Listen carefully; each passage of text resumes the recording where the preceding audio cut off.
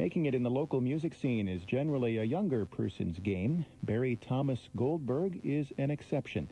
The 50-something Minneapolis singer-songwriter has tried to leave music, but his desire for self-expression always drives him back. Goldberg has a new CD called American Grotesque, which is full of biting social commentary and songs of dissent. Minnesota Public Radio's Chris Roberts reports. It would be convenient if everything you needed to know about Barry Thomas Goldberg could be found in his spot-on impression of Jack Benny. He reverts to Benny when asked how old he is. I'm 39. Now cut that out. Oh, Rochester. The 50-something Goldberg's fixation on Hollywood legends comes from his upbringing, but it doesn't fully explain his ability to craft the raw, wounded songs of an American outcast.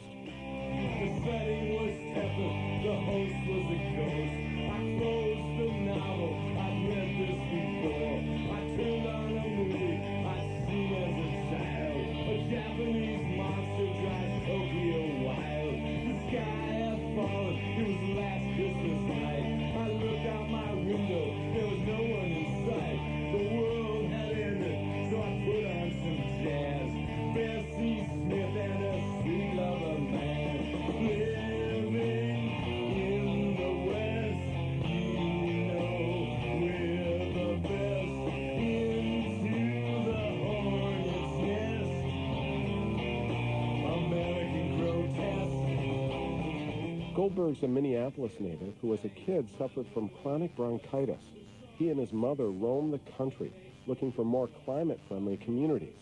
Once, she got a job as a waitress at the Sands Hotel in Las Vegas. So I used to sit around and watch Dean Martin rehearse and Frank Sinatra. And I'd go to shows at the Sands. And that's why I'm a normal guy. Goldberg says he learned his manners from the movies and considered Robert Mitchum a father figure. After he and his mom moved back to Minneapolis, Goldberg launched his songwriting career by quitting high school and getting a job at Dove Studios in Bloomington, a bubblegum music factory in the 60s. For the next 2 decades or more, he was in and out of the local music scene, touring the Midwest, signing record deals, but seeing nothing come from them. He's tried acting and screenwriting.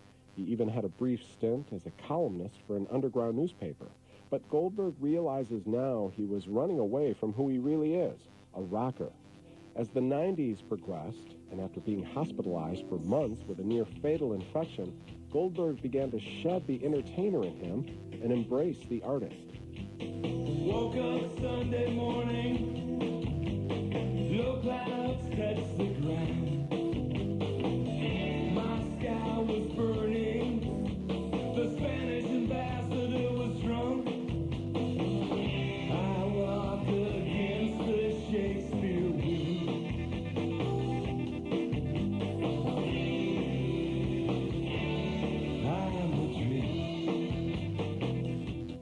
I just decided if I'm going to write a song, it has to mean something. It just has to be meaningful. What, then, is a meaningful song to you? It beats the hell out of me. I don't really know. It just has to do with compassion and, to say something like a poet. It has different levels that can be read in different ways and may change your life. A line may change a person's life. Goldberg's new CD, American Grotesque, is in part his running commentary on the state of modern America.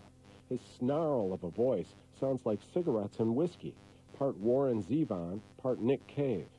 On American Grotesque, what are you most proud of about the songs on that CD? They're honest, they're raw. I tell the truth. That's the best I can do. Do you have a favorite? Mother of Exile is my favorite. Mother of exile, in a world of hurt, goddess of lovers, rolling in the dirt, daughter of the revolution, waiting in the wings, sister of kindness, going down to the streets. Do you bleed like me? Do you breathe like me? think your music resonates with people younger than you? I actually do. Every good piece of feedback I've gotten is from younger people. The people my age pretty much dismiss my albums. They say, is this another one of your bleak, depressing albums? But the younger people really understand. On American Grotesque, Goldberg alludes to his opposition to the war in Iraq. It's something most songwriters from younger generations won't touch, even if they feel the same way. The protest or anti-war song as an idiom may die with the baby boomers, but Goldberg thinks it's totally applicable now. Maybe because we've seen a 10-year war that tragically just destroyed lives, changed all of our lives. Just like this war is going to change so many people's lives.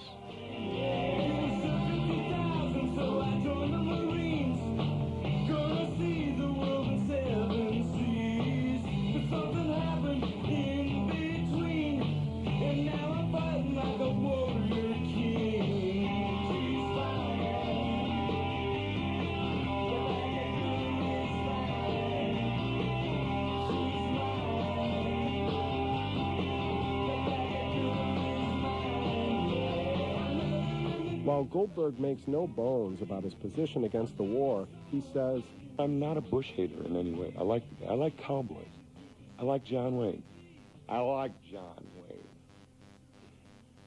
Wayne. The war wagon, that's John Wayne. In fact, Goldberg has his own explanation as to why songwriters, artists, even the population at large, have been relatively quiet lately about the war. We don't know. Bush could be right about all of this. We could be wrong. Freedom. You know, maybe this is all about freedom. I could be wrong. You don't feel that way in your heart, do you? No, I've been through this before. It's just a big Machiavellian game.